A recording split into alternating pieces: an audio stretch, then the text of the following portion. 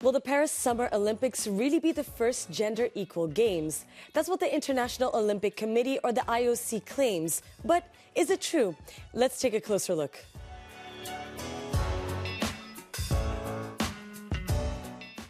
The International Olympic Committee, or the IOC, has been lauding itself for having achieved full gender parity for the first time in history. One of the hashtags for the Paris Summer Games is #GenderEqualOlympics. But is that the reality? Well, these Olympic Games will have a 50% participation rate between men and women.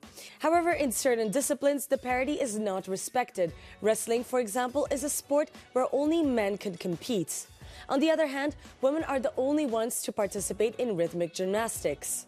The IOC has also modified certain events. The 50-kilometer walk, previously reserved for men, will instead be a mixed relay race. However, there are still more events reserved for men's sports than women's during these upcoming Summer Games in Paris. According to Michelle Donnelly, Assistant Professor of Sports Management at Brock University, numbers alone don't tell the whole story. Parity is not the same thing as equality. It's a numerical equality. It's about numbers. Equality is a much fuller kind of understanding of men and women not only having the same number of opportunities, but having the same conditions of participation. Those might be differences in the length of races, the size and weight and kind of spacing of equipment in an event.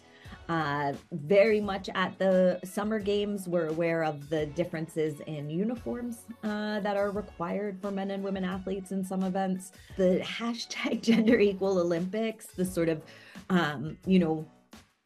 more than what's actually happening claims that are being made right now are very concerning in terms of really sending the message that we're there. We've achieved gender equality, and we just haven't. Women remain hugely underrepresented during the Olympics as coaches or technical officials. However, it's true that gender parity has been quickly increasing, considering the hurdles women had to overcome to be part of the Olympic Games.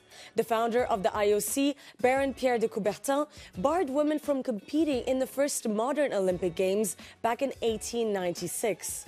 Women did not make up more than 10% of participants until 1952.